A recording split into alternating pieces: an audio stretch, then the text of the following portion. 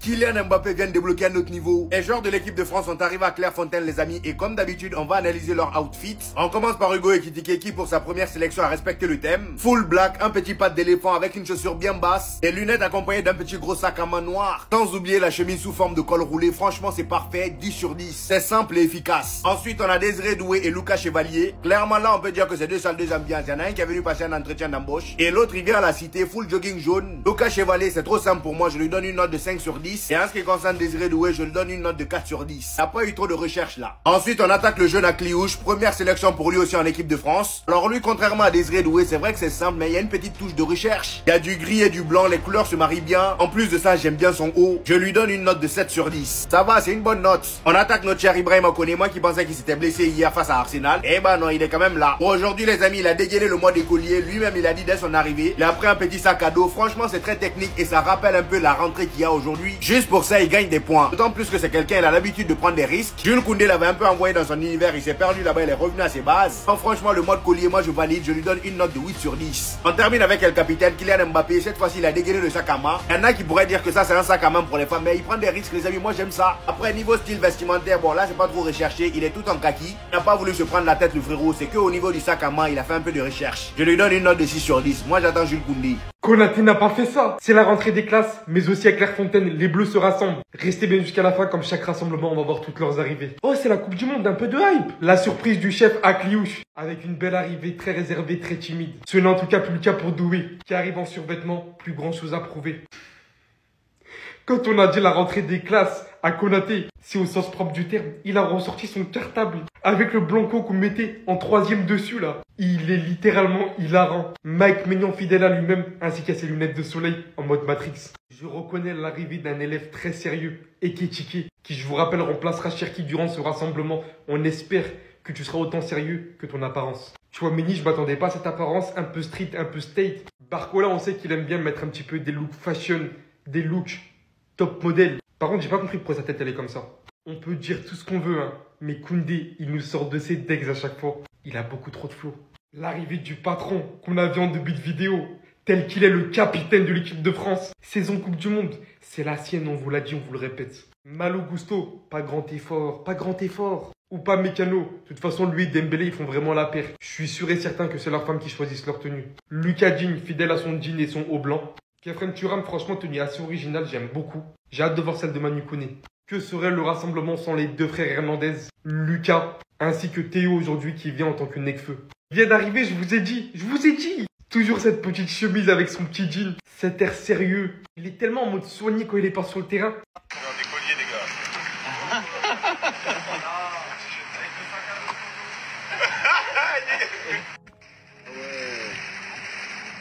Bonjour, vers nous s'il vous plaît. Merci. Avec la petite jupe et le sac à dos, il aime trop se faire des délires, Ibou.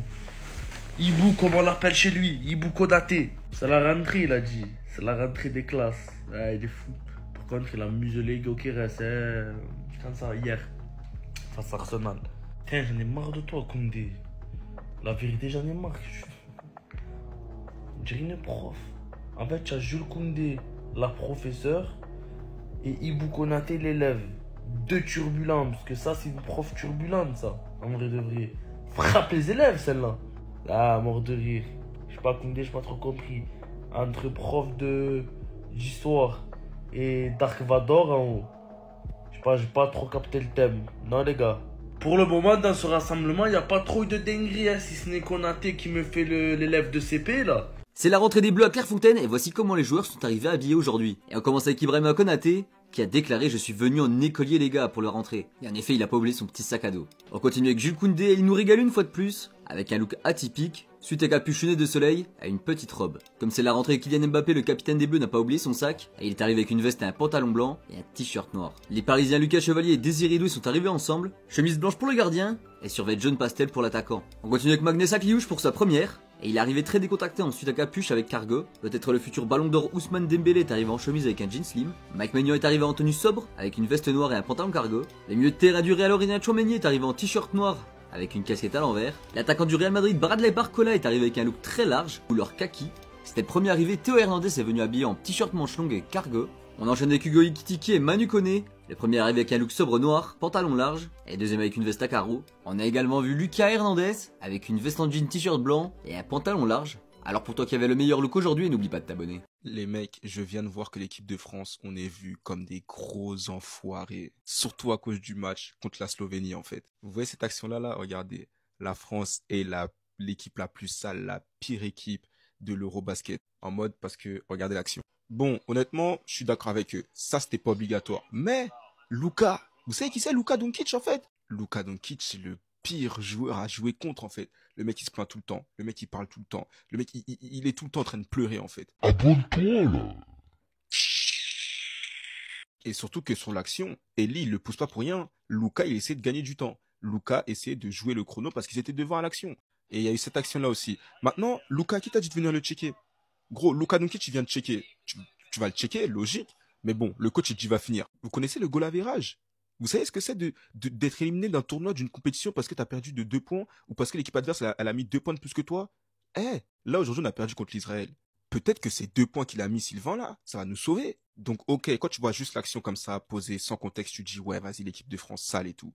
Mais quand tu vois le match, quand tu vois la compétition, tu sais très bien que frère, ça joue ma gueule, faut jouer au bout d'un moment. Qui dit rassemblement de l'équipe de France dit nouveau look et on a vu des choses vraiment pas mal. Alors lui, on l'a vu déjà précédemment, il sait très bien ce qu'il fait. Petit shirt Acne Studio, petite paire de réplica. Au niveau du haut, il est parti sur un maillot de baseball avec une texture différente. C'est une tenue réfléchie, même au niveau des couleurs, tout ça semble. En vrai, ça m'étonne pas de lui, ça se voit qu'il s'intéresse à la mode. Là aussi, on a des connaisseurs, Ekitike et Manu Koné. On commence par Ekitike avec un ensemble full courage marron, avec un sac Chanel et une paire de Wolf Bunner. Sans oublier la paire de lunettes Chromers. On passe à Manu Koné, petite sacoche Goyard, petite paire de Bottega Orbit. Et pour le pants, il me semble que c'est un Rick Owens. Au niveau de la chemise, j'ai pas la ref. On peut surtout constater qu'on est vraiment dans ce délire rentré avec ces deux sacs là. On a un qui est vraiment content de la rentrée des classes. Sac à dos, chemise, cravate, petite paire de Docs. Non, franchement, il est dans le bon. D'ailleurs, je pense qu'on lui a fait la blague, c'est pour ça qu'il a rigolé sur la deuxième photo. Alors Pavard, je l'ai déjà dit auparavant, j'aime trop. Un style similaire à celui de Hector Bellerin. Le style, il fait vraiment années 90, je sais pas comment vous dire. Genre, ça lui va trop bien. On passe à Kiliush, première sélection, et il est venu vraiment en mode chill. Petite paire de Rick Vintage, petite veste, t-shirt blanc.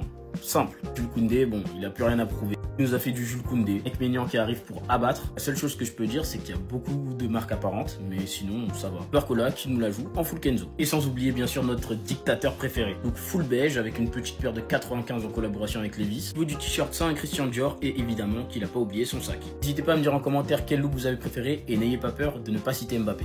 Attends frérot, ne scrolle pas. Si t'aimes pas la trêve internationale, je vais te donner 3 raisons de suivre la prochaine. Akliouche va peut-être gratter du temps de jeu. Sa première sélection avec l'équipe de France, quel soulagement. L'animation offensive. L'équipe de France est très fournie dans ce secteur. À voir qui va jouer, Barcola, Doué, Mbappé. Bon, Mbappé c'est sûr qu'il jouera, mais Dembélé, à voir. Et c'est très intéressant. Et ensuite, on a à moins d'1 an de la Coupe du Monde. Chaque rassemblement va nous permettre de tester des joueurs et de voir à quoi pourrait ressembler l'équipe de France. Tu vas regarder ou tu vas zapper? Donne-moi ton trio offensif et ton 11 en commentaire. C'est le bal des remplaçants du côté de l'équipe de France avec Hugo Ekitike qui prend la place de Ryan Cherki et Pavard qui prend la place de Saliba. Et si je suis très content pour Ekitike, je vais commencer avec un point déprimant, c'est que je suis dévasté par la blessure de Cherki. On parle d'une blessure sévère qui devrait le tenir éloigné des terrains pendant 7 à 8 semaines et c'est dommage parce qu'il débutait hyper bien avec Manchester City, il était étincelant et tu sais comment ça se passe avec les très gros clubs où il y a une très grande concurrence. Eh bien si l'équipe commence à bien tourner durant ton absence, c'est parfois dur de se refaire une place. Alors je doute pas que Cherki aura à nouveau ses chances du côté de Manchester City, mais vraiment après un si bon lancement, c'est dommage. Concernant Saliba, un peu plus d'indécision. Au moment où je tourne la vidéo, on n'a pas de durée d'absence qui a été communiquée, mais à chaud, Arteta se disait assez inquiet pour sa cheville. En tout cas, Hugo Ekitike, c'était écrit qu'il allait avoir sa chance tôt ou tard en équipe de France. Je pensais que ça allait se faire dès ce rassemblement. Finalement, il n'était pas dans la liste initiale. Finalement, ça se fait quand même dès ce rassemblement étant donné qu'il remplace Cherki. C'est à noter puisque c'est sa première sélection avec les Bleus pour un joueur qui même du côté des espoirs n'a pas été un grand habitué des Bleus. Il avait que 5 sélections. Pour Benjamin Pavard, j'ai un peu plus de mal à m'enthousiasmer pour ce joueur qui est au cœur de nombreuses rumeurs mercato. Non pas parce que j'apprécie pas Pavard, je trouve qu'il fait de très bonnes choses du côté de l'Inter, mais parce qu'il y a une très grosse concurrence en équipe de France et j'ai l'impression que Didier Deschamps, eh bien, il considère Pavard comme étant un joueur assez loin dans la hiérarchie. Du coup, est-ce qu'il va être sélectionné pour être sélectionné? J'ai peur qu'on se dirige vers ça. Je pense qu'on s'attendait tous à un peu plus de spectacle dans ce match, mais il s'en est quand même passé énormément des choses. Déjà, on apprend que Hugo Ekitike est finalement sélectionné en équipe de France. Et je suis d'ailleurs très heureux de cette nouvelle, je m'en réjouis.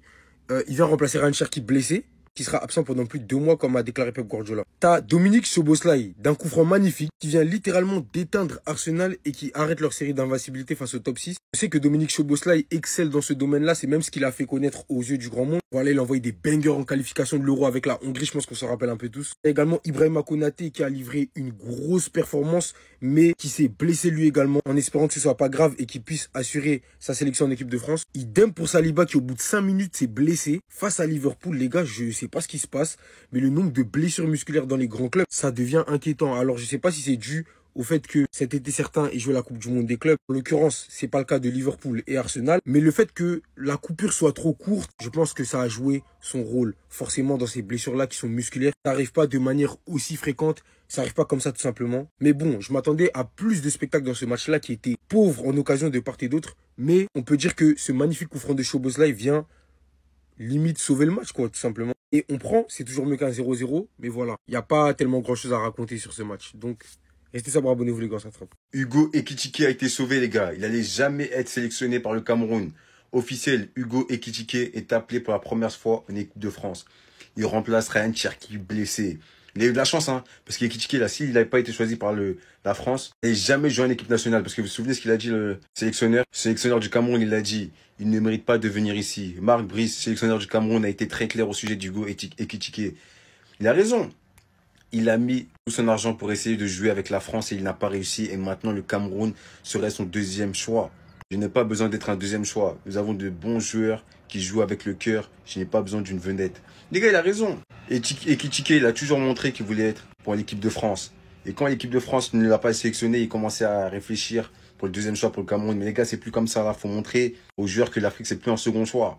Il avait même pris sa photo là, avec tous les membres de sa famille, avec le maillot d'équipe de France Ekitike. Mais là, je suis content pour lui. En vrai, l'équipe nationale, la France, ils l'ont pris.